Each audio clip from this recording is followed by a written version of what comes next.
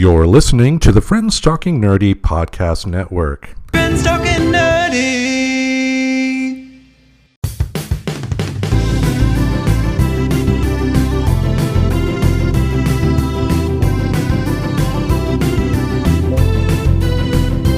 If your friends are nerdy and you are nerdy too, I want to talk to you. Friends Talking Nerdy. It has been an interesting couple weeks for country music. Hasn't it? Yes, indeed. It's, in a way, it's kind of shown its bad side once again, but in a different instance, it also showed that times are changing, and there's a lot of good that, can be found in the ranks of country music. Are you familiar with the whole Jason Aldean videos? Starting off with bad. No. Yeah, I'm not gonna glorify the song by naming it or anything like that, but he wrote a song about, try this in a small town, type of deal. But of course, the video had, tons of protest footage from Black Lives Matter, the American flag waving more than if it were like a Michael Bay film, and just it was the standard code words that politicians who should know better but have no morals continue to push. I mean, it's been known for decades that a lot of these issues that are up, like abortion, like other stuff, are coming around because, like, Jerry Falwell didn't want to integrate, so he wanted to latch onto a political issue that would get politicians to vote his way so he can keep on doing what he was doing during that particular time. But Who was that? Jerry Falwell. Right, man. He was like an evil genius. Yeah, in a lot of ways. You got to acknowledge the fact that he did amass a lot of power, but I think, one, it shows, it shows he didn't really believe in the Bible whatsoever, because, where in the Bible does it say, thou shalt, legislate my beliefs unto the people? I don't think that's there. Right, and what is concerning is that we allow that to happen without a backlash. And I think it's because people that listen to country music aren't in touch. You know what I'm saying? They're the ones that are backward. Well, remember, I don't believe in absolutes, so I'm not going to say all of them. I mean, because I'm a fan of country music myself, and I don't believe in him, and I come from what would probably be described by Portland residents or LA residents as a small town in Grand Rapids. Even though Grand Rapids is bigger than a country town. There goes Annie on the screen. This is what happens when you have cats in your recording. It's like the episode of The Simpsons where the Homer and Marge go to the PTA meeting, and then Grandpa's the one babysitting them, but he's sleeping on the couch, and Bart turns to Lisa and goes, "Now's our chance to be bad." And that's what's happening here. But yeah, I mean, there is no doubt that there is a significant chunk of the country music audience, at the very least the mainstream country music audience, that would listen and consider someone like Jason Aldean country and not just pop music with a fiddle. Right, or with the twang. Yeah, a number would agree with him, but again, I don't believe in absolutes. I don't believe everybody would, and I think a lot of this too, because if you want to think in the most positive intent on why he did what he did, and it's ignorance. One little tidbit about the video I forgot too. He filmed part of it in front of a courthouse in Tennessee that kind of had a couple instances of history of lynching right in its front door. You're fucking kidding me. He did. And so this album has been taken off the market. Nope. It's selling big time, even though he's at concerts that people are paying money to see him in. He's the video itself had to be edited, but it's still being played like on like YouTube and whatnot. He's still making money in terms of people buying the records. So again, to your point, there is an audience out there that latched on to these dog whistles, and because of everything has to be polarized today. Like you even had conservatives like a few weeks or months back getting upset at Chick-fil-A of all people because they did something that disagreed. So now everything has to be about politics. You know, it's like this person, shares my political beliefs, so I'm going to enjoy the ham sandwich they make. You know, Tim, what is interesting is that we're at a point where our social system is going to change significantly. And I think one of the reasons why is because retail has died or is dying. Mm-hmm. Because we were a consumer culture and a consumer economy based on the 50s and the 60s. The idea that everyone, and at that point there were lots and lots of people who were malnourished. More people were malnourished at that time than are now. Anywho, so our economy is changing from retail to, as you said, entertainment and the export of entertainment. And you don't need that many people to have an economy based on blockbuster movies. You just have to have an audience. Well, I mean, you do need to have that audience have the financial ability to pay for a movie ticket. So,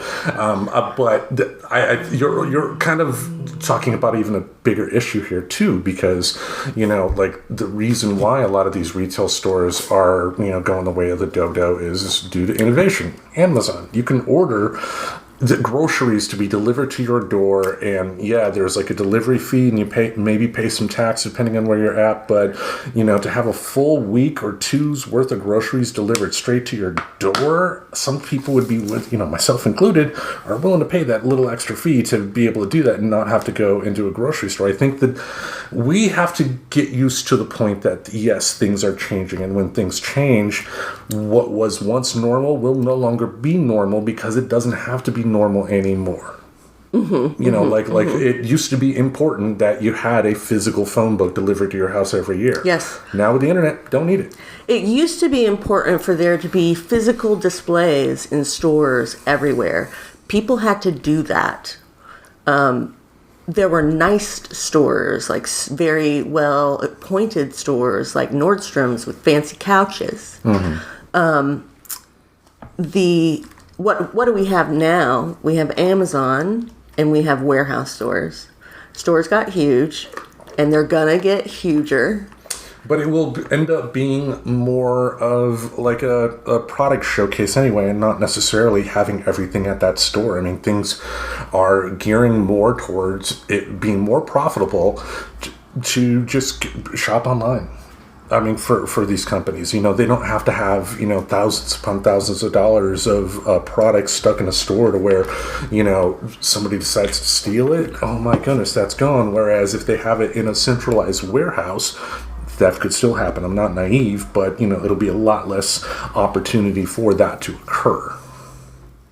Well, that's a big loss for them anyway. Yeah, they don't have to worry about, like pensions or health care or anything like that, the important stuff. But digress here. That's the bad of country. There's an example of what is good in country music. And in a lot of ways shows more of a change, because in the past you did have people like your Charlie Pride. Legendary country singer, done some great songs. But, he was still doing it in a traditional way, not necessarily opening it up, I guess, if that makes sense. Adding a bit of himself. He was just more interpreting what, was given to him. That's the sense I got. And if I am wrong, feel free to correct me, folks. But, there's a music video out now by an artist by the name of Tyler Childers called In Your Love. It's been out for a couple of years now, but he just put the video out. The album has been out for a couple of years with the song on it, but he just put the video out, which is why it's just getting noticed. And So it's like a single right now. yeah, and the whole... Single from the album. No, on MTV. I mean, people don't know what that means anymore. They don't have to. I mean, it's That's just... what I'm saying. Yeah. Like, we're talking about shit that is completely no longer manufactured. Yeah. Well, this video called... Okay, sorry. Yeah, a video called In Your Love is set in the 30s in Appalachia and involves two guys that end up with that work in the mind together, become friends, end up falling in love, end up having a whole relationship until one of them ends up dying from black lung from working in the coal mines. And that's blowing people's minds because, oh no, gay people in love? Oh, that's so bad. Yeah. And I'm surprised they're not lynching gay people in response, because this kind of stuff just froths up. It just froths up the hatred. Just like things like, that are very progressive, like First Amendment demonstrations, things that we would do, they see as very threatening, I guess. Yeah, to a point. I mean, his response in making this video was that, the way you're going to be able to win people over in terms of being able to get them to see the light is by normalizing it in a way. Once it becomes an everyday part of life, then there's no mystique behind it anymore, and you can't have somebody make something that's boogeyman when it's just like, oh, that's just Steve, Speaking of which, not Steve, but Sinead O'Connor and her video, or her performance on SNL, where Saturday Night Live, if you don't know SNL, where she burned a picture of the Pope and... Ripped it up, not burned it. Oh, ripped up a picture of the Pope. And, that was an act that was seen negatively in most of the world at that point, right? This idea that Catholicism was really dirty and really corrupt. And what have we found out since that happened? That she was 100% right. And it, as we've seen with multiple examples over the years, don't trust people in power. People have power. When they do get corrupted, they're going to do everything in their ability to make sure they're able to keep that grasp of the power that they have. And that's what's happening in our government right now. Yeah. But anyway, the video. Anywho, I keep wanting to talk about politics. And another thing. And the whole point you just made is that we're turning everything into politics, and I keep turning to politics. So I'm going to stop now. I ultimately, I appreciated the fact that, he did make this video as a point to normalize, because again, like I agree that there are a number of fans in the country music sphere, fans of country music that would agree more with your Jason Aldeans than this other guy. But I do believe that some stuff like this guy's the In Your Love music video is a way to make people like think in a way that they haven't before, because when you are talking about a small town, you're talking about the same general group of people that you're going to encounter from birth till death. Whoa. And when you only have that as your perspective on what life is, the idea that there's a different way to live life can be weird. Can be something you don't understand. Disturbing. It's like it sends your nervous system into, a disturbed state. And then you hate whatever it is that has done that to you. Right? And so they associate this fear of leaving a small town with whatever it's paired with negatively, right? Yeah. Anyway, I just wanted to be able to commend the guy and, definitely recommend people check out the video. I mean, we're both fans of country music. And I welcome an opportunity to help signal boost somebody that's doing something positive. Mm-hmm. Yeah, absolutely. I'm glad that we have the forum that we have to do that.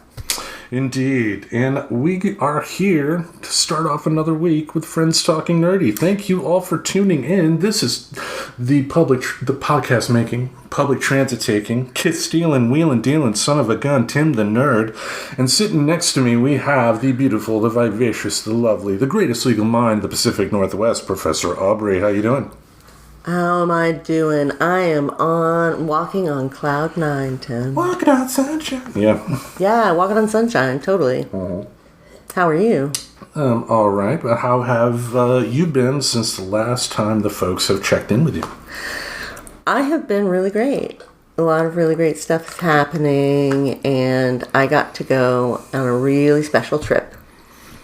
As everybody knows, I just came back from a trip to the Oregon Country Fair. But being that we're, I thought you had mentioned you wanted to tie in that trip to our main topic today, so maybe you want to hold off onto that until we start the main topic. Oh, okay. Yeah, but you will hear it, folks. This is a teaser for a great story. Yeah, so I'd say what I've been up to is some work for my union and work for my work and trying to pack for a secret trip. Dun, dun, dun. Details at the next news break. I don't know. And, and I have to get my hanging out time in. Exactly. Every day. So, it's been busy. I've been busy as a bee. Bzz. Yeah, me. I've been enjoying time with the cats some more. Mimsy's still opening up, in a lot of ways. But I love her quiet personality because there will be times to where she will get that demented, I need to run across the house back and forth really fast situation. Annie loves plastic.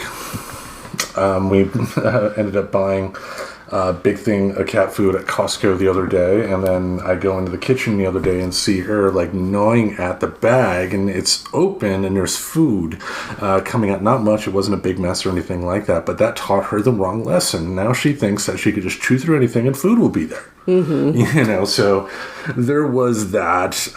But I've also been I've revisited a documentary that I believe I've talked about on the show before. And before I go too in depth on it, when I say what the title is, you will understand why I give the warning that, this it deals with a heavy topic. And that's, we need to talk about Cosby. No. From W. Kamau Bell, and I gotta say it's probably one of the best documentaries I think I've ever seen. Absolutely fair. It detailed the worst of what he did, but it also fleshed out his entire story. It made it tragic in a lot of ways because, talked about if it weren't for Bill Cosby, there wouldn't be no black stuntmen in Hollywood. Mm-hmm. There was one of Bill Cosby's early shows. He starred in the show I Spy with Robert Culp, which was a monumental deal in and of itself, being the first star of drama, TV drama. A TV drama in the 60s, yeah. But, there was a time where Cosby came on set, and he saw somebody that was dressed like him, but it was a white guy, and he was like, what's going on? And they go, that's your stunt double. Cosby goes, nope. Goes back into his trailer and told the director that unless they found a black stunt double, he was not doing it. And they ended up, the guy who produced the show, Sheldon Leonard, also produced Gomer Pyle. And that's how they ended up finding him, finding Cosby's stunt double because he was an extra on set that day. But Sheldon Leonard said, oh, you look like him, so, you got a new job. Wow, that's very lucky. And because of that, the idea of black stunt people was born. it created an entire industry. It talked about also with Cosby, he was one of the people that gave one of the largest financial donations to a historically black college or university. I think like 25 million or something like that. But it chronicled that along with everything bad that he did. And it's one of those deals too that like once you have all the answers, it's like, why didn't people see it sooner? But it boils down to power. You just don't want to believe that this idea you have of someone that is completely manufactured, because not many people really interacted with Cosby on a daily basis if you really think about it. It's just that, you know, with the power of TV and whatnot, everybody in the world knew him. It's one of those deals that, go ahead. Well, I was just thinking that the people that were using the white stunt double and probably using stunt doubles for women and not employing women.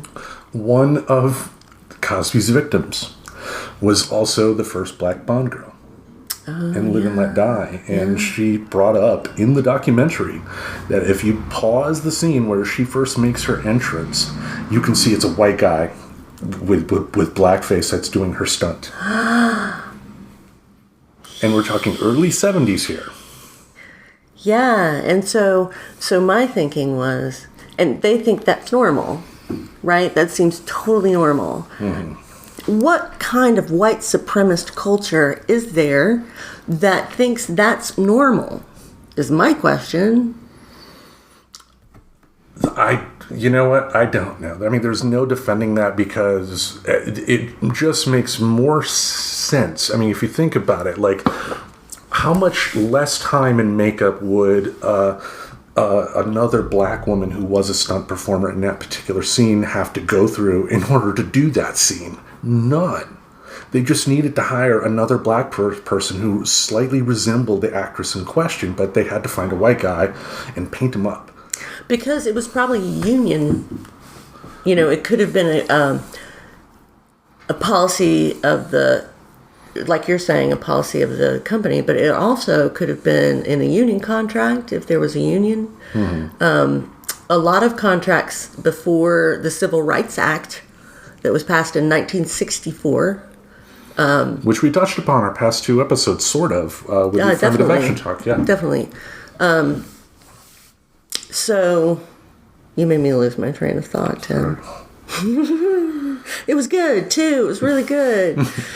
You had to be there, folks. It's totally like that. It's totally like you had to be there in my brain before I articulated it. You know, the problem is I'm so smart that the thoughts just, happen so quickly that I sometimes get... They shoot up on your face. Like paintball. So, yeah, that. But, overall, like I said, it's a heavy documentary, and considering the subject matter in question, be careful going into it. It could be heavy for some people, and just something that people may not want to revisit if that's a topic that's affected their lives in any way. But one aspect of that documentary that they touched upon what kind of ties in with our main event topic this week. And they talked about how, due to the lack of sex positivity at that particular time, I mean, if the country were more sex positive in how they reacted towards sex, it would have been much easier for Cosby to have been stopped. Or to never have gotten started. Exactly. And so what we wanted to do today is talk about sex positivity. The good, the bad, and everything in between, folks. As usual, we're relating our experiences. We are not professing to be experts in the topic, but we're experts in life in some ways. So we've gone to the school of hard knocks when it comes to romantic sexual things, probably, wouldn't you say, Tim? Yeah, and I got the scars to prove it. Mental more than anything, but anyway. We wanted to have this conversation about sex positivity because left in the wrong hands, people could potentially think that sex positive people are just going out, sleeping with anything that says any sort of confirmation their way. And that is not the case. I mean, I think you can be extremely sex positive and be celibate.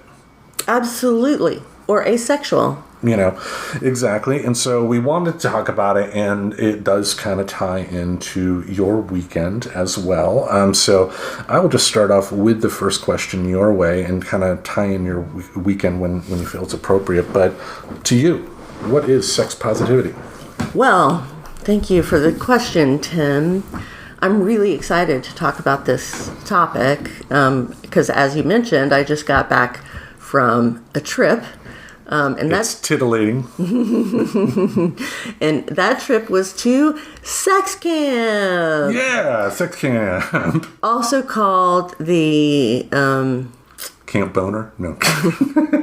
Sex Positivity World, which has chapters all over, and they have a big chapter here in Portland. Big. I'll be doing this all episode. But go on. So they put on this annual event that's called Convergence. It's called jokingly and cutely sex camp, but it was all about sex positivity for the last 3 days. So I have lots of new ideas about what sex positivity means. I think before I went on this trip, I thought it was how to engage in sexual activities with people without having to have a romantic relationship, a disconnection of sex from romance, a valuing of sex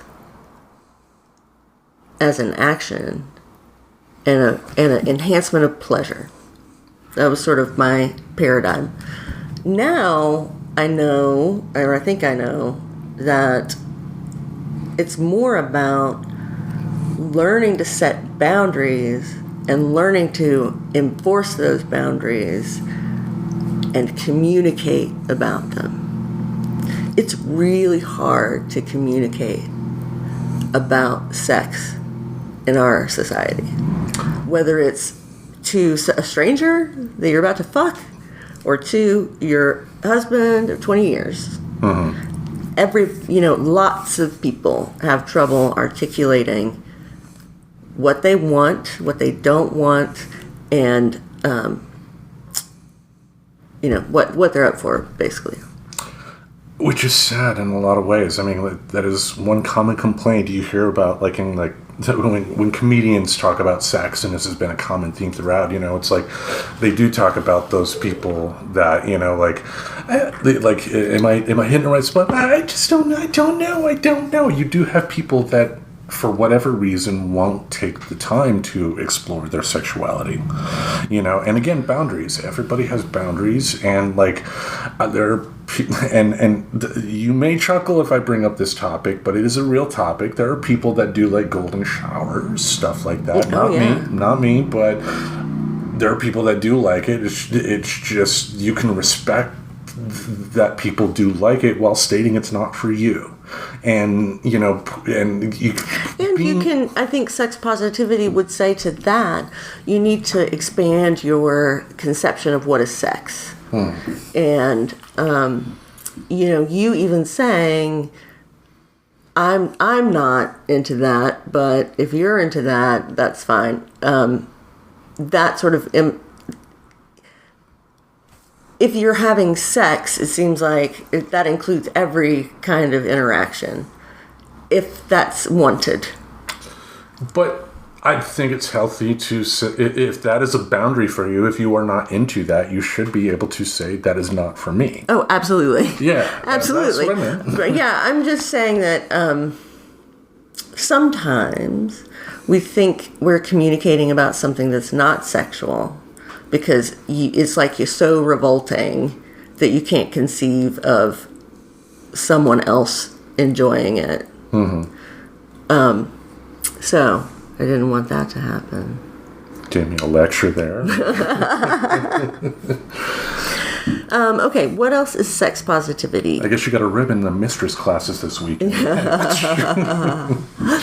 Well, sex positivity is accepting your own sexuality, using your own sexuality for joy, to connect with other human beings in a way that is deeply ancestral and deeply empowering,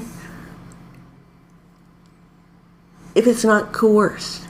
And so I think that's the major point of sex positivity, or not point, but a result of sex positivity, is that you can trust people about what they're saying.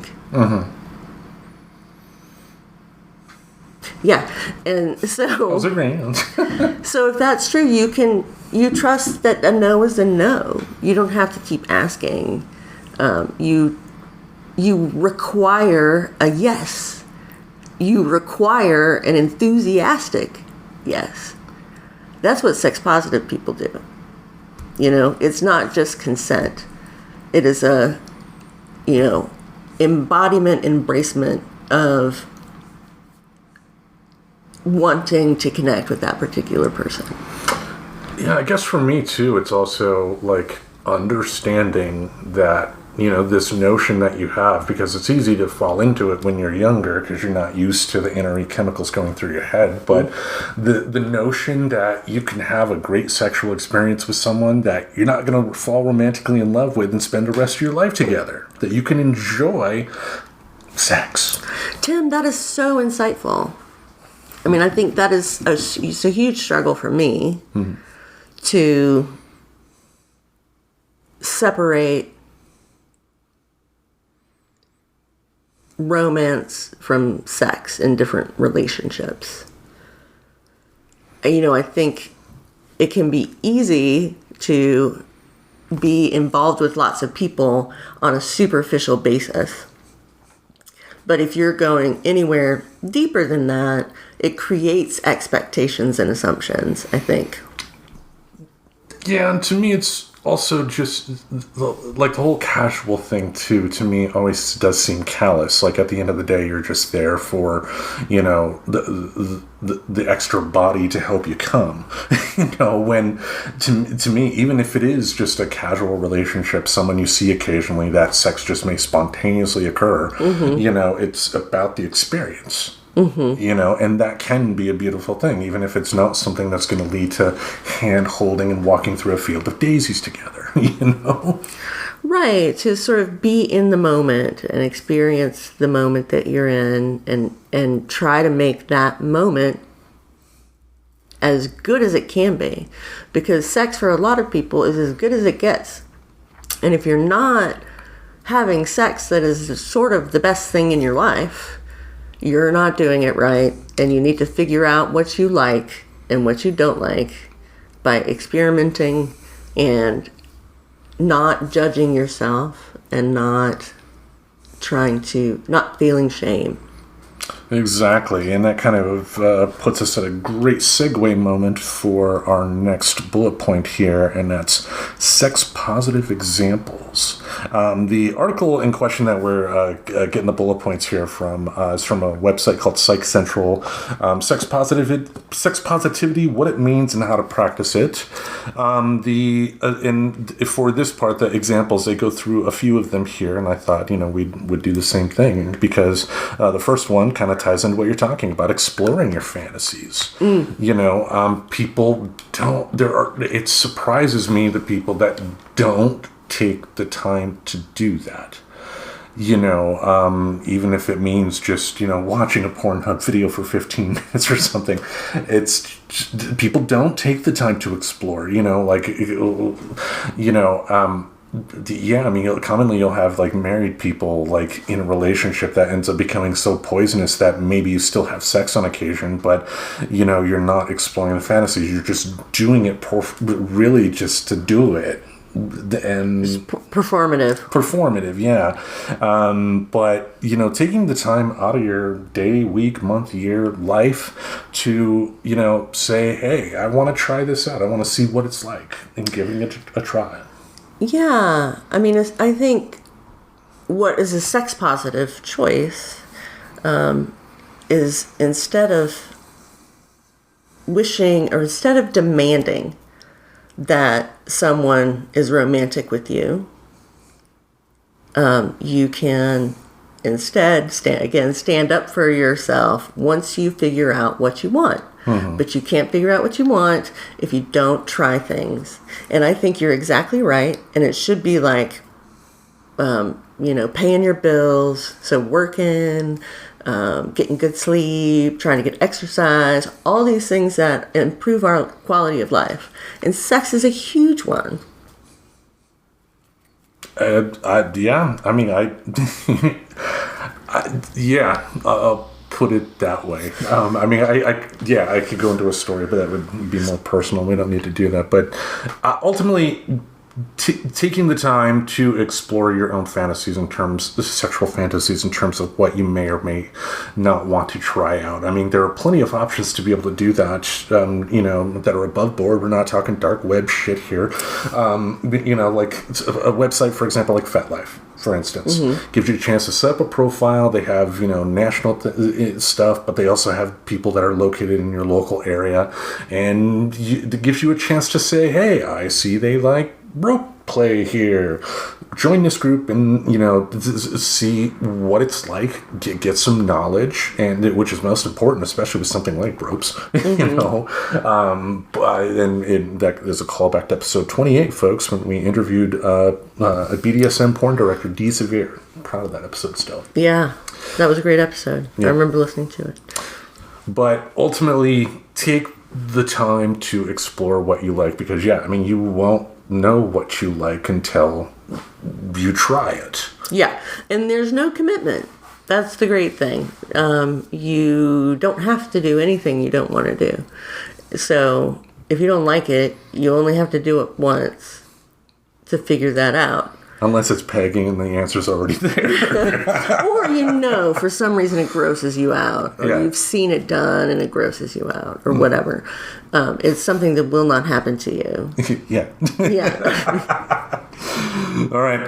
The next one here. Enjoying the sensations in your body. But that kind of ties in with communication as well. Because, I've experienced it with my marriage. And I've talked to other, formerly married people that I dated since then that, have had similar situations of not being able to enjoy it because it's just not working. But a lot of that, too, is just people don't take the time to find out what they like. They're resistant to the idea of I can't try this until they try it, and then it's like I should have been doing this the whole fucking time. And that is sad. I think a lot of that has to boil down to, in this country especially, with the idea of religion and how that's kind of clouded the idea of sex. The only time you can have sex is to procreate. Fuck you, Monsignor. Look what you're doing in the back room. Anyway.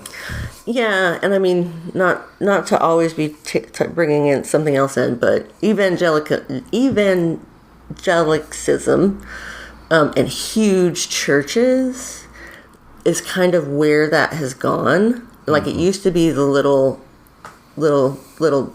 churches and backwaters where these ideas were developed.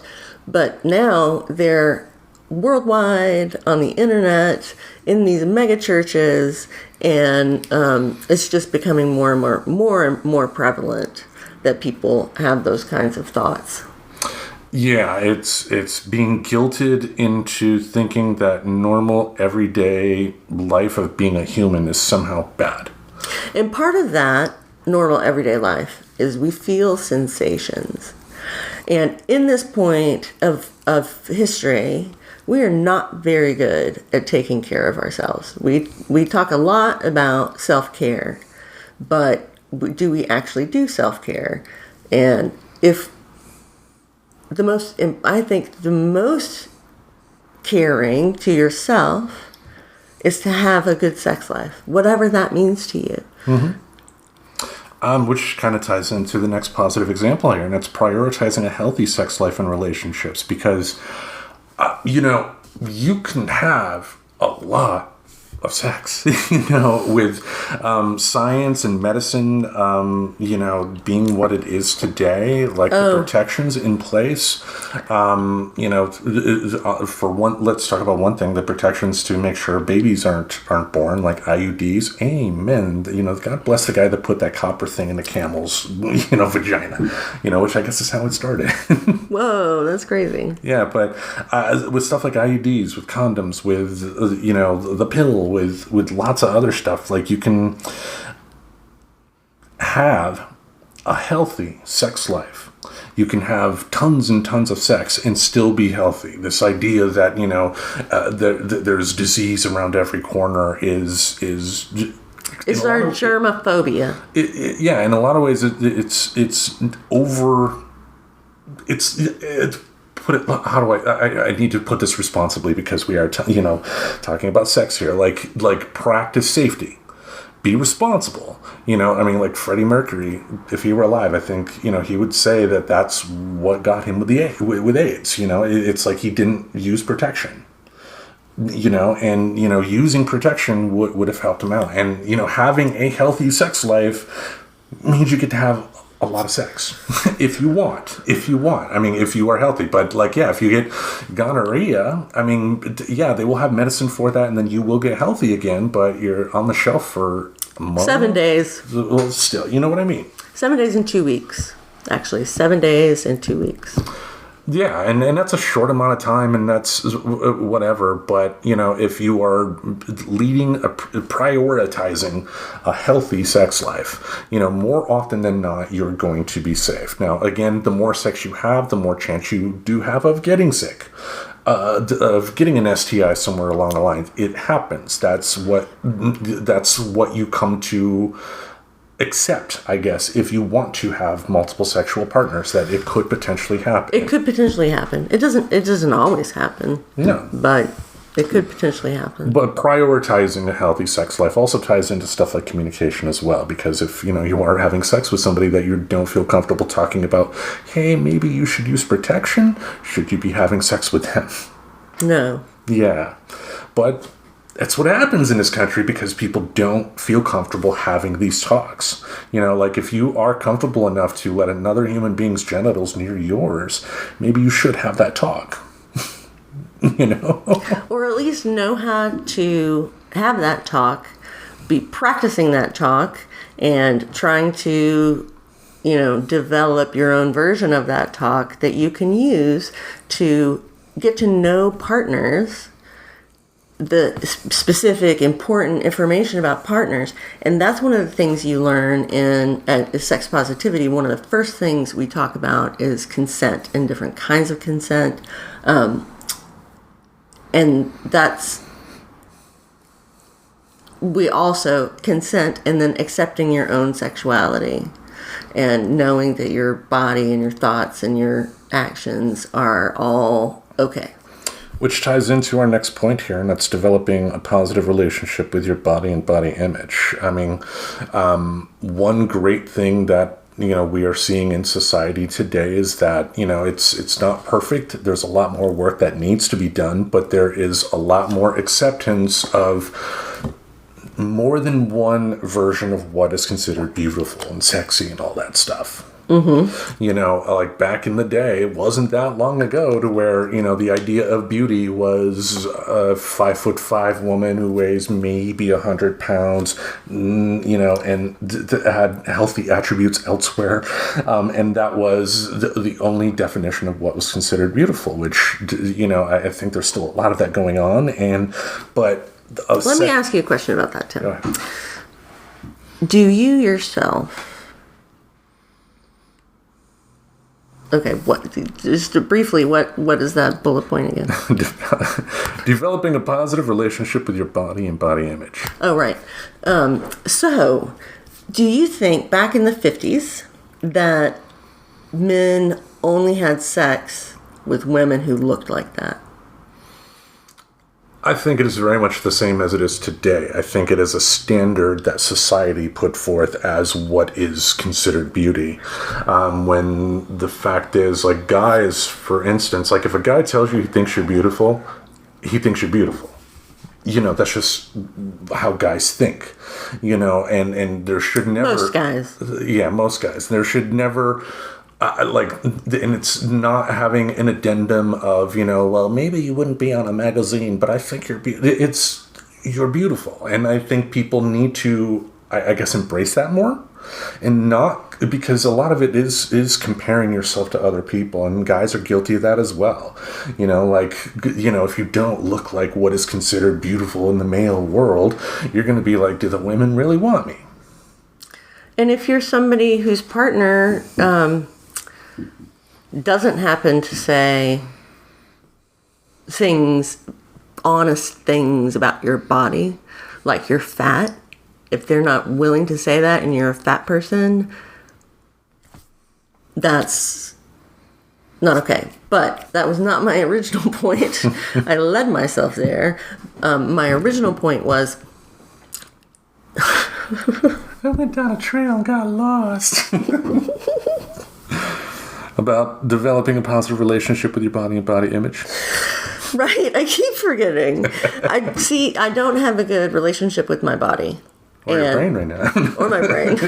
That is doubly true with my brain. So I think don't want to talk about it, but I have information about it. I have a question. So I was wondering whether guys in the 50s, and you said, I think they're like regular guys who will have sex with women who mean what they say. Mm-hmm. And you think those attributes are true for guys today, and you think it was true for guys in 1950. I mean, we're talking society telling the average person of what is the ideal, what is the quote-unquote norm. You know, maybe there was a guy that, you know, his wife was 350 pounds, and, you know, I don't know how to explain that. I think I got lost right there too, but it's like, ultimately, the woman in question, who's 350 pounds, should not feel like not feel like her body is not okay. Yeah, like everybody should feel like the bag of meat you're walking around in is okay, no matter what it looks like. Exactly, because it's really not about the packaging, folks. It's about what's inside at the end of the day. Because, you know, the older you get, you're going to look like a prune anyway. You know, with wrinkles and all that stuff. Yeah, and I mean, you and I are facing age and in the face in ways that we haven't before. And maybe that's one of the reasons, too, that I'm wanting to delve more deeply into my sexuality, is that I'm delving more deeply into my mortality. Mm-hmm. Again, tying sex into the very basic necessities of life. Yeah, I mean, and ultimately, be happy in your own skin, folks, because, like, yeah, if you are the person that lacks self-confidence because you feel in your head you don't feel, you live up to the idea of what beauty is, you're wrong. You know, you're hanging out with the wrong people. You're dating the wrong people. There is someone out there that is going to look at you and be like a Tex Avery cartoon. You know, with the wolf, with the jaw and the tongue coming out like that. It is out there. It is out there. It's just kind of, in a way, ignoring society's, ideas of what is beauty and what isn't, you know, and focusing on, I mean, like, you have to live with yourself more than anybody else. And if you don't feel you're sexy, how are you going to attract anybody else who thinks you're sexy too? Yeah, you know, you got to be feeling yourself. Feeling yourself. You threw a softball there. All right, one of the next ones here: accepting the consensual sexual behavior of others rather than judging. And that is important because, yeah, there may be sexual activity that is not comfortable for you that you cannot knock somebody else for engaging in. You know, like... Don't yuck people's yums. I don't know where the yums have been. But yeah, like you don't want to look down on somebody like who, like me. I would never go to an orgy. I don't think I'd be comfortable there. You know, but there are people that go there and enjoy the hell out of it. Yes, and we already talked about pee. It's the exact same thing, right? Golden showers are just normal for, it's just part of their sexuality. Yeah, because, I mean, again, it may not be for you, and that's cool to be able to express that with somebody. But, what, at the end of the day, what consenting adults do in their bedrooms, not your business. And that's why there are asexual people married to, sluts. Because there's something else. Right. I mean, we're in Portland, Oregon, folks. I mean, the kind of the main world hub of stuff like polyamory and whatnot. So, like, compared to other places in the country, like sexually, this town is pretty open. I mean, I've made the comment before that in Portland, you have to work really hard not to get laid here.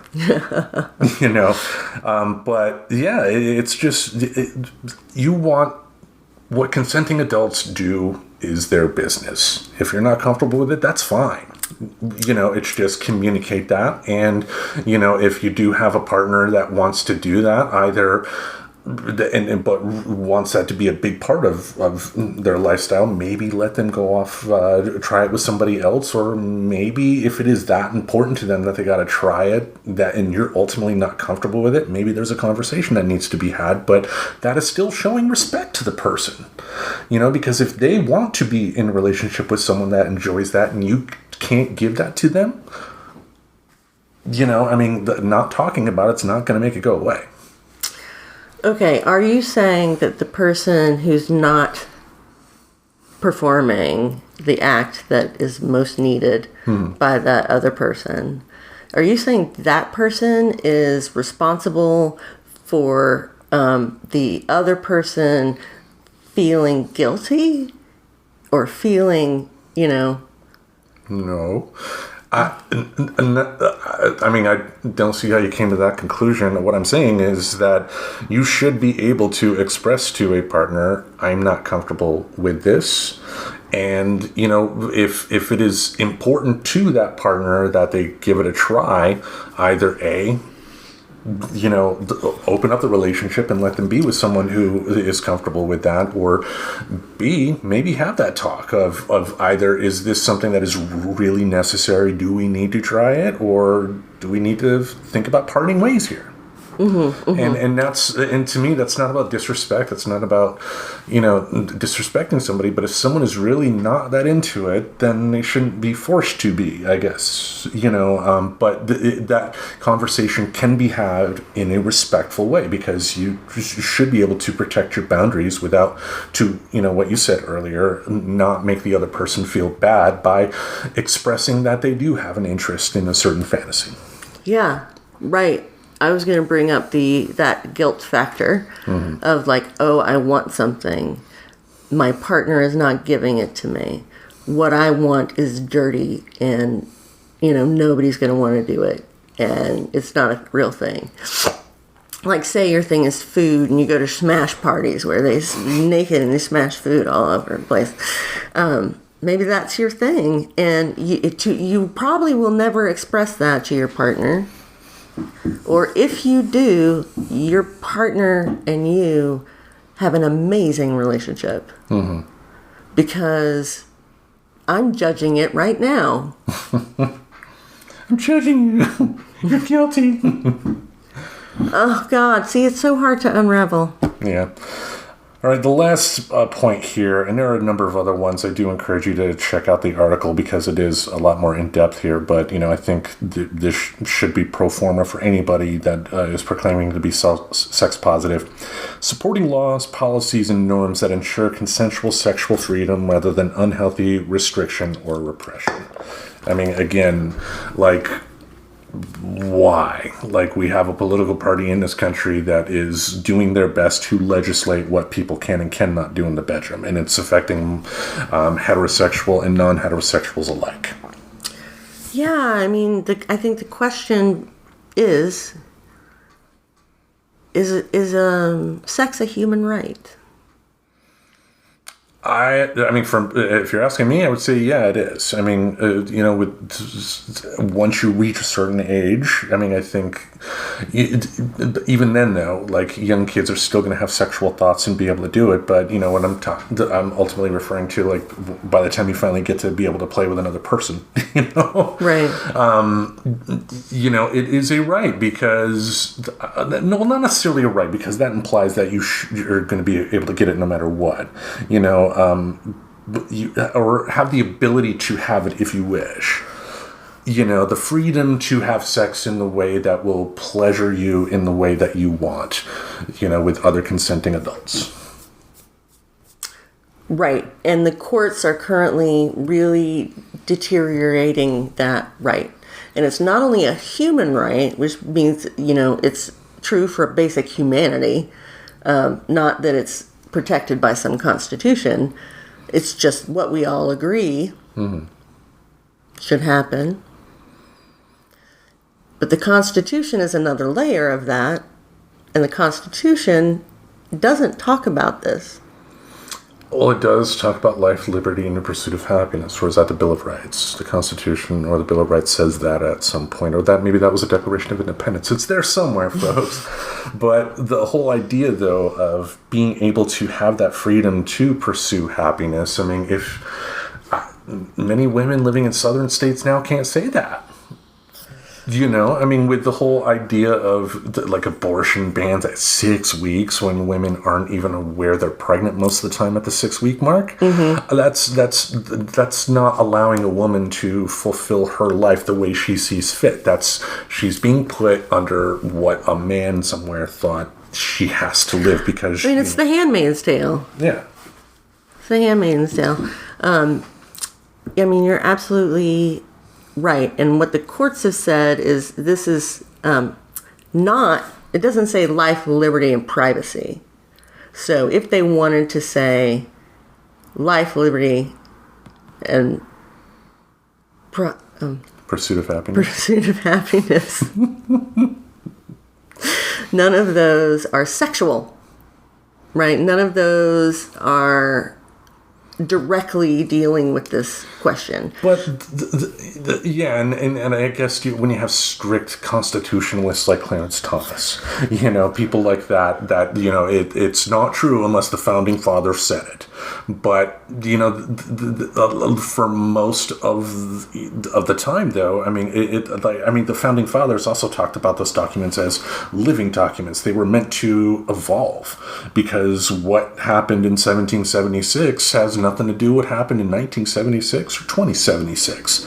Times change, and what worked in 1776 isn't necessarily going to work today. So laws have to evolve and change for the times. And so on the Supreme Court, there was a time when liberal, so-called liberal justices controlled the court. That was a long time ago. It was true, I guess, when they're replacing someone and there's not. Anyway, so what the liberal court says is there's a right to privacy that we can infer from the idea of pursuit of happiness. That you can't pursue happiness if your every move is being legislated, or your every move is being seen by people. Like you can only have sex in public, or come bring your vagina and get it inspected. 5% off at Applebee's.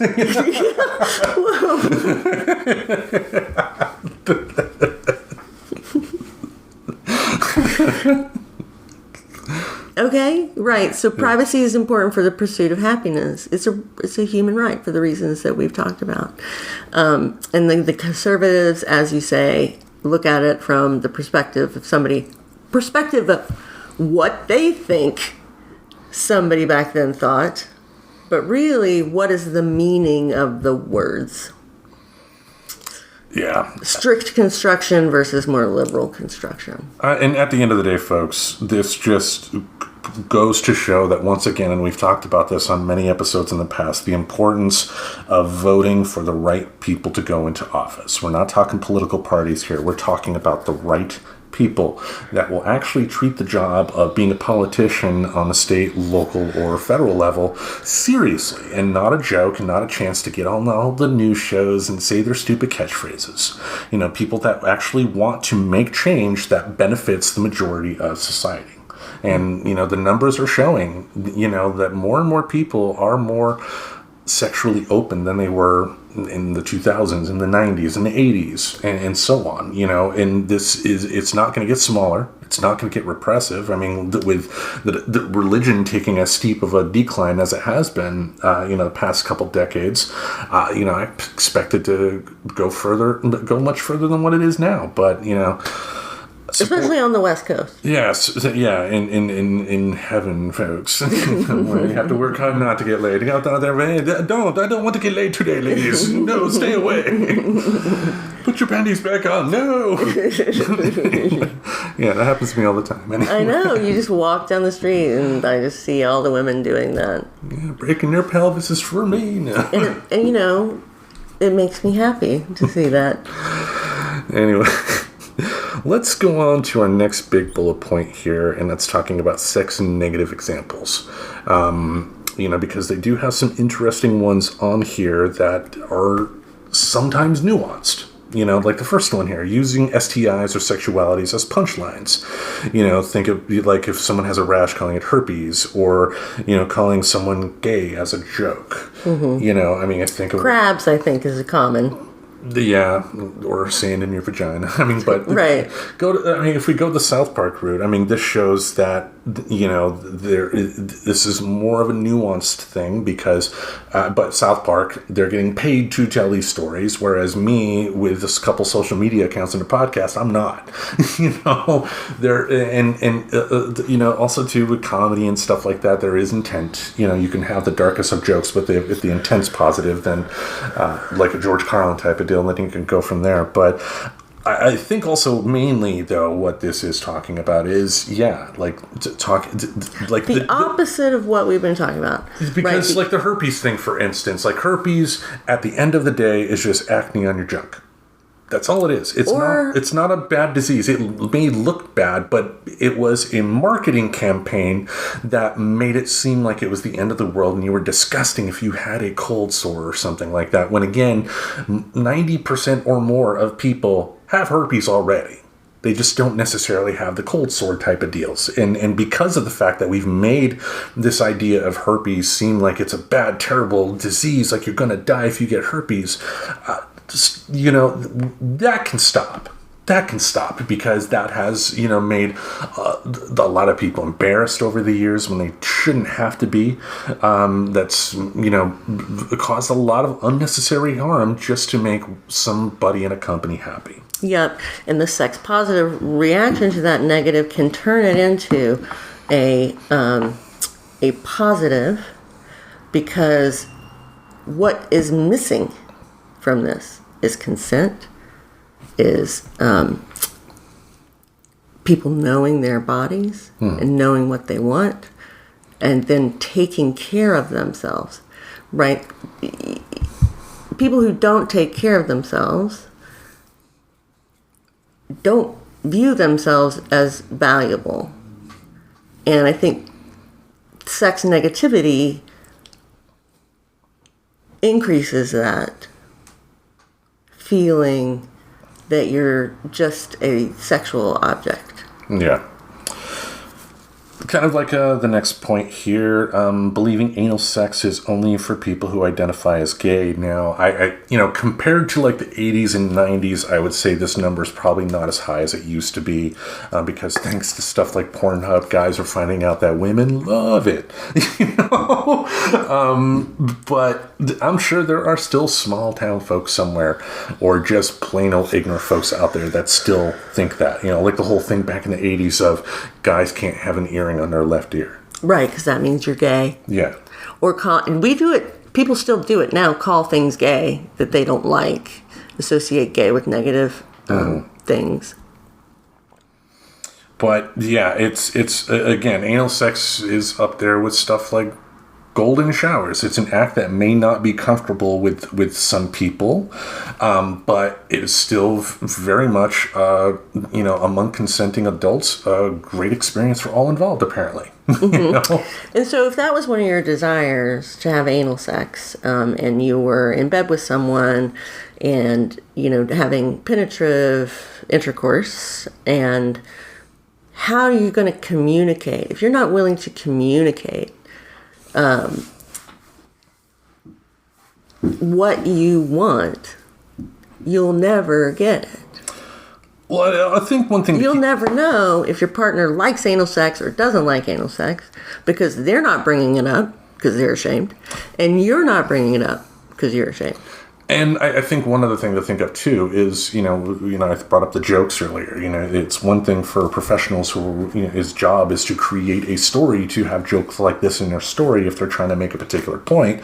But if you're in a break room at work and you're making these jokes and you don't realize that, the guy you work with 3 cubicles down, maybe a gay guy, or maybe there's a woman there who, enjoys it but feels like, she's being belittled because it's something that she's enjoying.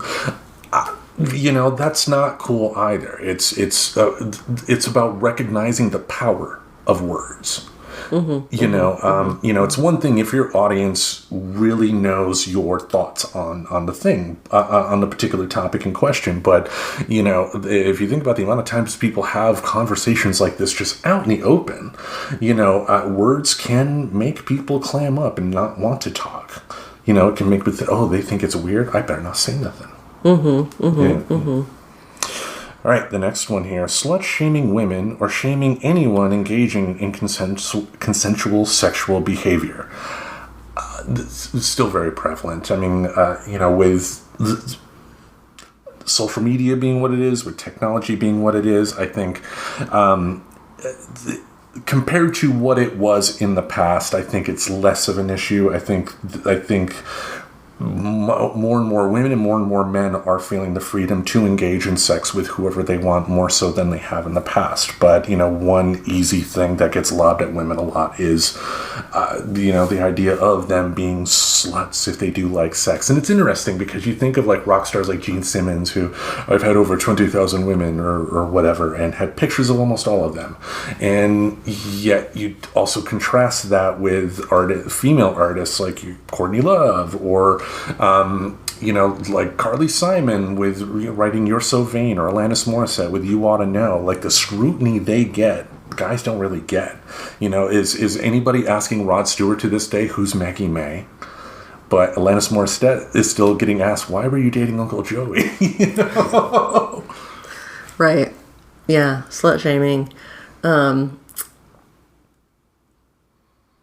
It is, I think it is a way of silencing people, and it's a way of taking away people's power to consider having consensual, wonderful sex.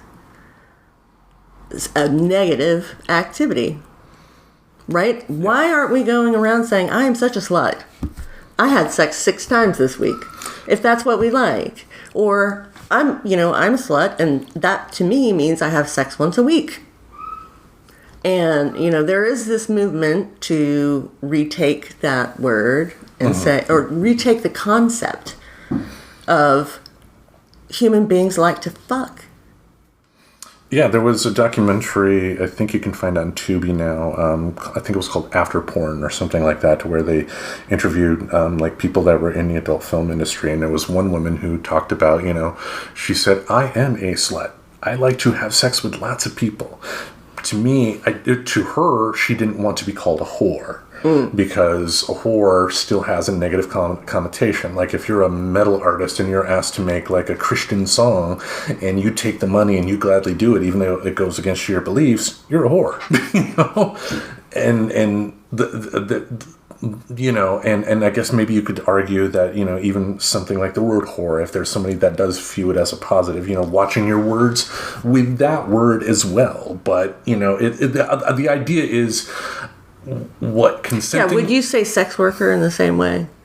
Like, you dirty sex worker? I mean, maybe they would, but there is a way to address people respectfully. Yeah, and because it seems stupid. Like, why am I going to badmouth a woman or a man in their 20s who looks great and has everybody attracted to them? Why am I going to be mad at them for having all the sex when, if I were in their shoes, I would do the same damn thing? You could have a lot more sex now than you do. Don't know about that, but anyway. Anyway, should we go into the next one here? And I think this one is important and does kind of tie into the Cosby documentary, and that's victim blaming for sexual assault. Because, I mean, we saw it with the Cosby thing of people's reactions of being, oh, well, they just heard the story and are saying the same things. Even though, journalists generally don't do that. They do a little deep dive to make sure that, the person that they're going to interview is telling the truth, because if it did turn out to be a lie, that looks bad on the paper or, TV show in question. And this idea of, look how many women were made to feel like absolute shit because this guy, Bill Cosby, was America's dad. They were made to feel like the ones at fault for him drugging them and raping them. Or even if they didn't think so, they knew everybody else would think so. Which is why it was not pursued for the longest time. But what's interesting to me is, as someone who's been involved in social work and sexual assault related counseling, it used to be that the first statement you would say to someone who said they had been raped or sexually assaulted was, "I believe you," because nobody else was going to believe them. And you wanted them to know, as soon as they ask for help, that somebody believes what they say is what happened. And at the time, and you interview them, they're going to be a lot more talkative right after the event than they are going to be once they walk out those hospital doors and have to deal with the rest of the world. Yeah.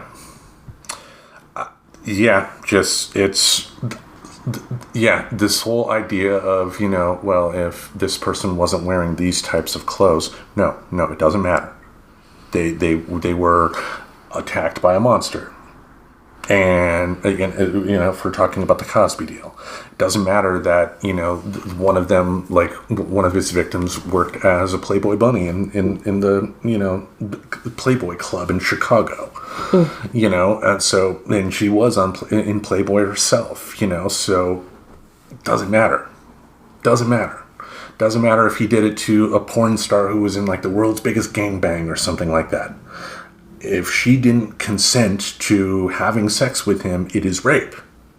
And it's not her fault that he decided to do what he did.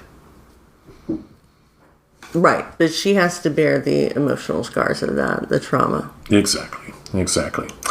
All right, another one that we've already kind of touched upon this here. Considering sex and sexuality to be dirty, sinful, or other negative adjectives. Again, a certain sex act may not be for you, but it's not dirty. A golden showers, there's cleanup after, but you get my point. This whole idea of sinful, dirty, especially due to religion, with the puritanical leanings that this country has had since its foundation, it is unfortunate how much it controls people into thinking normal, everyday thoughts are bad and evil, and it's Satan telling you to do bad stuff when it's just you like the way a certain person looks and it makes you tingle in a weird way. Right. Any other thoughts on that one? No. No. Got a couple more here. Referring to heterosexuality. Whoa! If you didn't hear that, They're blah, blah, blah, blah, blah. Douchebag bike driver. All right. Referring to heterosexuality and being considered cisgender as normal, natural, or regular. This is pretty self-explanatory. You want to use the correct verbiage here. I'm a cisgender heterosexual male. And that doesn't, I should be able to say that without having to say normal, natural, regular, or anything like that, because that would be an insult to a trans male out there, who had a much different experience than I did becoming a male, but is very much still a male. Did they, though? When did they become a male? Haven't they, I'm talking about the journey in terms of going to the doctor, in terms of the physical part. I mean, there's a whole. But I'm sure, I'm sure there are trans males out there that don't go to the hospital route and still are very much males, Right. Yeah, but because it's been happening, that's why we have. It's been happening forever. Like there are historical examples of women masquerading as men. Mm-hmm. Mulan. But it's being careful with your verbiage, and if you have trans people in your life, especially or whatever, or caring people, they will be kind with you if you are not perfect, but be respectful. Just be respectful. Last one here: making negative comments about another person's body, partner, style, or identity. Again, that can make people not want to talk. I mean, if we take the Cosby example, for instance, when you hear constantly people saying this or saying that, I can see to where it was easier for a lot of these women to just be silent, or about this in particular too, just. Yeah, if you do have somebody that is into stuff that you're not into sex-wise, making negative comments about them just because you're not into it is dumb. I mean, it would, I haven't seen the Barbie movie yet. I'm actually kind of curious about it, but if I didn't like it and I went out and said everybody who likes the Barbie movie is a bad person, I would be the asshole for saying that. And to me, it's kind of along the same lines there. Just why make negative comments about just something you're not necessarily into, and that's it. I think that's true for all comments about people's body, partners, etc., clothes. I think it is oppressive to call people's attention to how they look, because it emphasizes how somebody looks over anything else that might be going on with them. I think if it's a close relationship, that you can tell people, oh my gosh, you look so nice. But yeah, if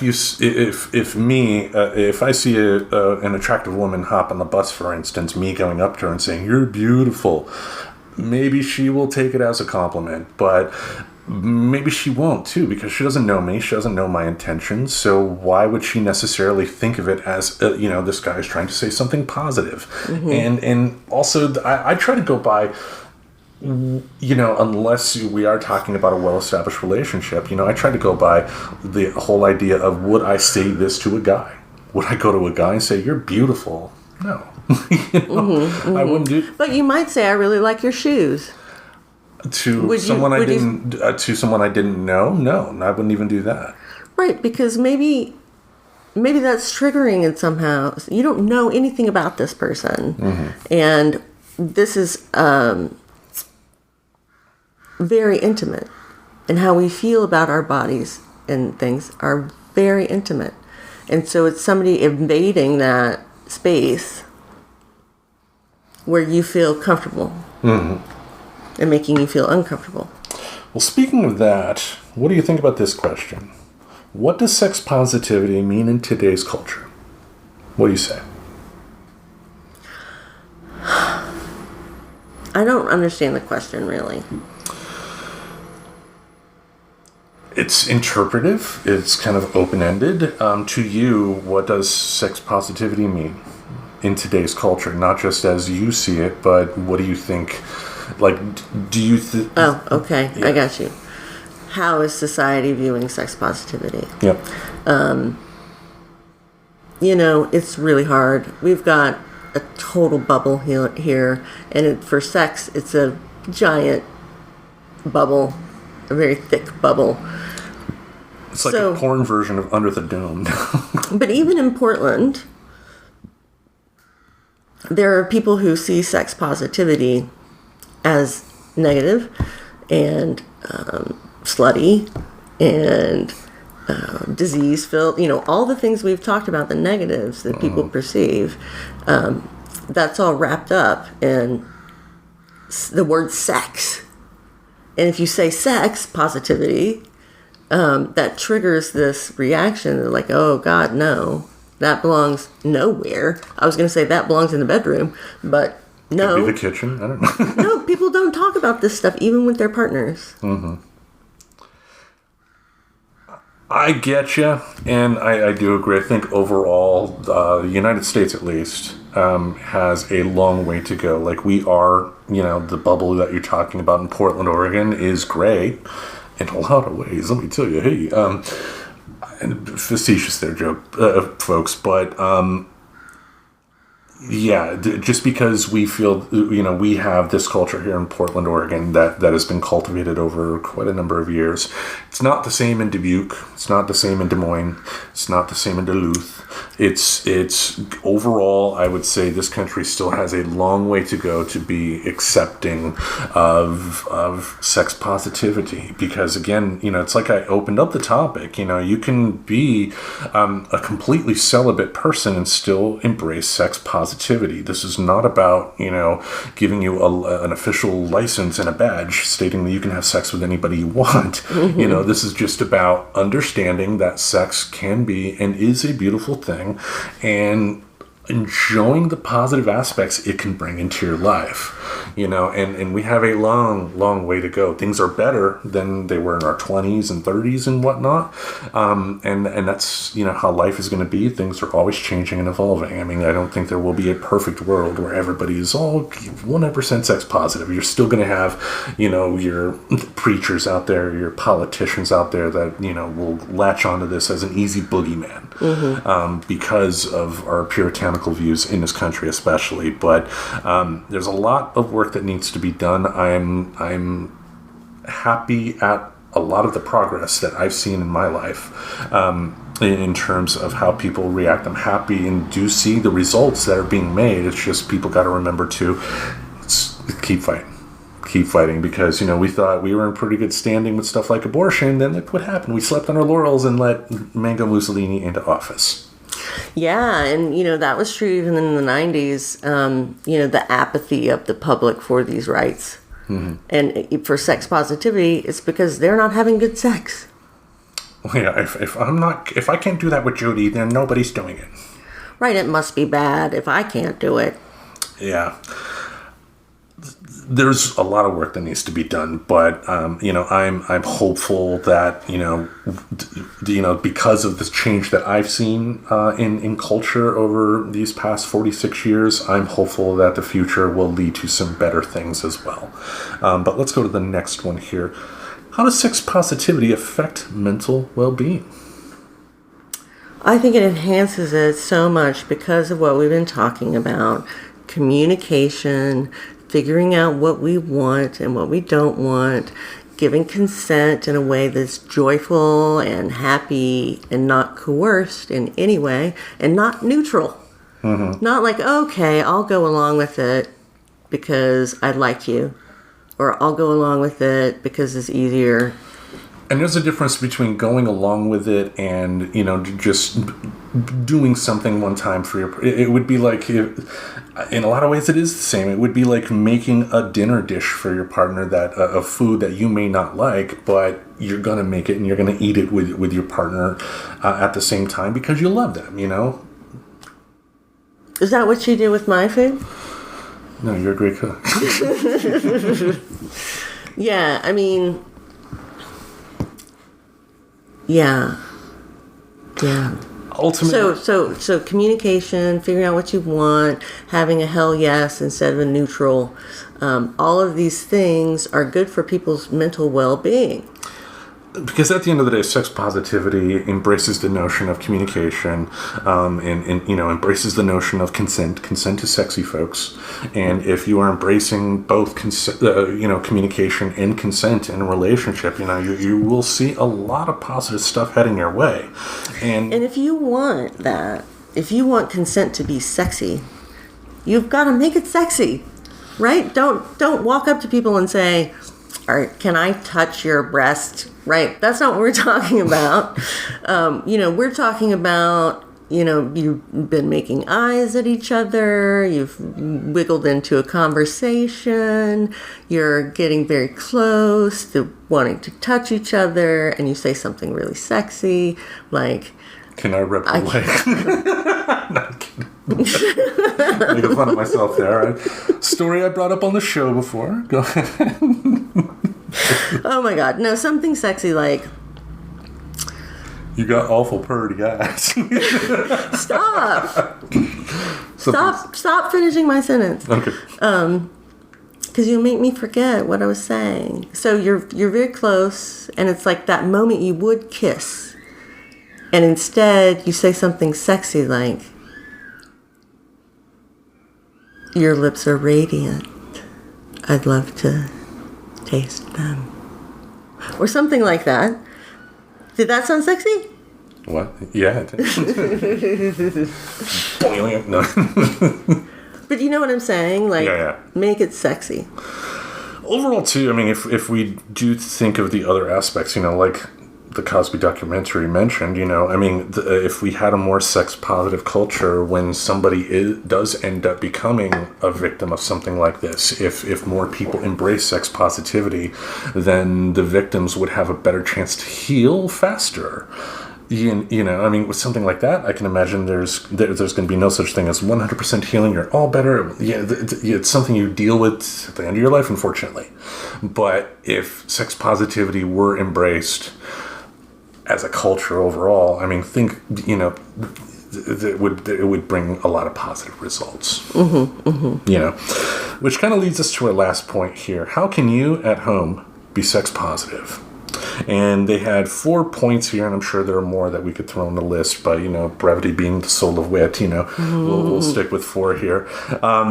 Thought we would go through them and, give our comments as we do here. And the first one, value your sexuality. You are a beautiful soul out there, and you should not treat yourself as an afterthought. You should not disrespect yourself by being with someone who disrespects you.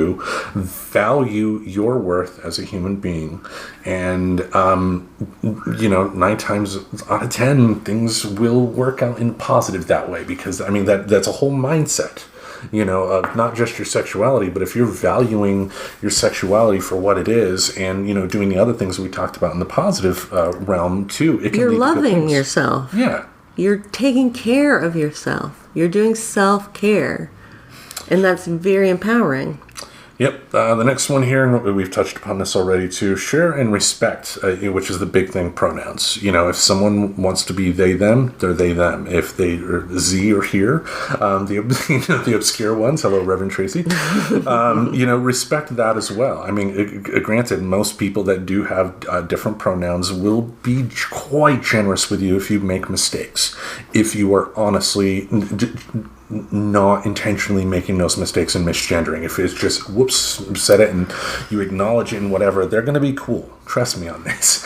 It's just respect the pronouns, because the more we learn about, the more you learn about the trans struggle in this particular country, that's the least you can do. Yeah, that's the least you can do.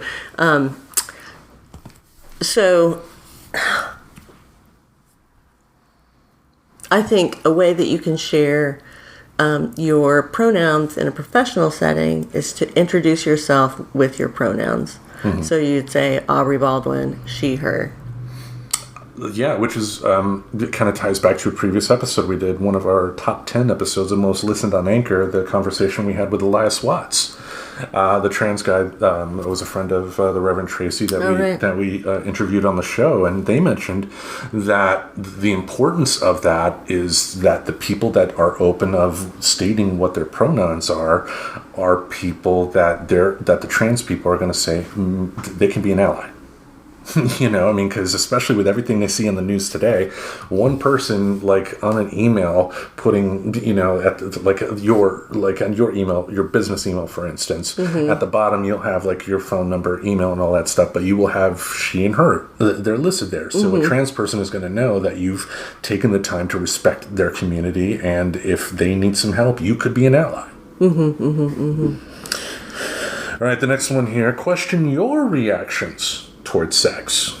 You know, which kind of kind of ties in with stuff like what we mentioned already, but like the golden showers. I was thinking golden showers, Tim, and I was thinking what's on your mind, Tim? You've talked a lot about it. Yeah, you know. I was thinking of that exact thing when you were reading that. Yeah, because it is okay for something to just not be for you. That is okay. That is a beautiful thing for you to say, I'm not into that. But, you know, if your reaction, you know, especially out in public, you know, like, is like, ew, gross, pee, and all that stuff. I mean, you don't know who you're insulting. Maybe, you know, your best friend is into it and you don't know because, you know, with our society being what it is, and if you say that not realizing you're insulting your dear friend, that could cause a rift in a relationship. You don't know that. Yeah. So respect it. And that's why it is important to question, because if you question your reaction, then you will take the time to, you know, find out what is causing you to react like that and hopefully reset your attitude. Because again, I'm not saying you have to like something. It is perfectly okay to say this sexual act is not for me. But if you are vocally just ew, gross type of deal, if that's your reaction, question that. Because you can be better. Yeah, I mean, don't take the easy way out. Implement the things we're talking about. Amen to that. As much as you can. All right, last but not least, and again, we've touched upon this a bit before as well, but advocate for sex-positive policies and organizations. The fight will continue. The fight is going to continue long past, you know, the time Friends Talking Nerdy signs off for the last time, which hopefully is many years from now. But the way we can help fight tomorrow's battles is by supporting these organizations and policies today. You know, that means voting the right people into office who will vote responsibly when it comes to sex-related type of laws that are potentially on the books. And that means supporting organizations that will, you know, support people's right to be as sexually free as they want with other consenting adults. Yeah, absolutely. Okay. All right. Any other thoughts? About sex positivity in general? Yes. Yes. I mean, I think we covered it. I don't know how well we covered it. Like, we're not professional presenters of content. We are professional presenters of information, but not producing content, right? We depend on the content of other people. But, I mean, we're using this as a way to kickstart a conversation, if anything. You know, because not enough people are having this conversation out there. And, I mean, it's better than it has been. But I think a lot more people should take the time to really focus on whether they are sex positive or not. And again, sex positive doesn't mean you're having sex with anybody that crosses your path. It just means you are accepting the fact that we as human beings are sexual creatures and should be able to express ourselves sexually in ways that we want with other consenting adults. Absolutely. And, you know, I think, you know, people think it's just a bunch of people running around fucking each other and everybody's just fucking each other and fucking each other. Yeah, like it's, you know, gorillas or something. And, you know, I went to sex camp. I didn't have sex one time. She came home so sad. But you know what I'm saying? Like, I learned so much. I had such a good time. I got really in touch with my body. I started feeling grateful for my sexuality. All these things happened even though I didn't engage in sex. And that's the beauty of what sex can do, folks. So we encourage you to just self-reflect. And, I'm sure there are plenty of books out there. I think there was even a list of books in the article in question about, like The Ethical Slut is one book that they recommended. But there's definitely plenty of reading out there. There are online groups that you can connect with on places like Reddit or Discord or something like that, where you can interact with other people, Fat Life, for instance. But don't listen to other people, especially people in positions of power, because 9 times out of 10, they're throwing boogeymen your way in order to keep you in their power. Take some time to find out ways you can be sex positive. Because, again, the more sex positive this country is, the better off everybody's going to be on the positive and the negative side. Because, like if more people were sex positive, that doesn't mean sex crimes would go away. But again, it would make it to where victims would be more willing to open up and tell what happened. We should create a world to where victims of sexual assault and abuse should be able to tell their story without being made to feel like the worst human beings on the face of the earth. I mean, look at what we did to Monica Lewinsky. Oh my gosh, yeah. She has recovered so beautifully. And that's shocking, but it's the better she's done, the more guilty I felt over the years. Because I bet you made a ton of Monica Lewinsky jokes. Yeah. But who didn't at that time? I mean, it was all over like late night comedy and all that. But and there was a time too where comedy, we were making jokes and not taking the time to reflect on how those jokes could potentially hurt. And we also didn't take the time to talk about intent, because you can have jokes with bad intent that are still funny. I mean, Andrew Dice Clay was a thing after all, but that doesn't make it right. I mean, that doesn't mean that I think comics like him should be banned. I'm not saying that, but just take the time to reflect on what you are bringing into your life. I mean, that includes media. It can be, like South Park, quite fucking dark, but, their intent is to make a positive point on, the various issues that they talk about. Don't always agree with what they have to say, but you get my point, and it's just, being sex positive is going to be a lifelong learning experience. I mean, and that just takes reflection, it takes honesty, and it takes humility on your part too, because you have to be able to admit that I put my foot in my mouth, I said something I shouldn't, I'm sorry. Or, hey, I didn't think of it like this, I was wrong. Yeah. Yep. And that's really important for consent. Exactly. So, I encourage anybody to look up Sex Positive World on the internet. That's an international organization almost. So they're working on a chapter in London, I think. But we've got chapters all over the United States, including Utah, which is very surprising. And it's a great organization that does a lot of teaching people what sex positivity is and how to implement it in your life. And the professor will send me the link so I can make sure that is in our show notes for this particular episode. I will. Hallelujah. Any other thoughts about sex positivity, or shall we wrap it up for this week? Let's wrap it up. Wrap it up. Hey. That's what she said. Hey now.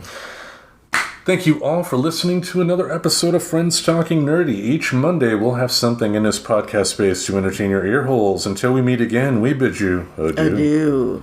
Voulez-vous français, mon ami? Mon ami. Sex. Subscribe to Friends Talking Nerdy on iTunes, the Google Play Music Store, as well as Spotify. Remember to support Friends Talking Nerdy on Patreon. Goodbye, darling.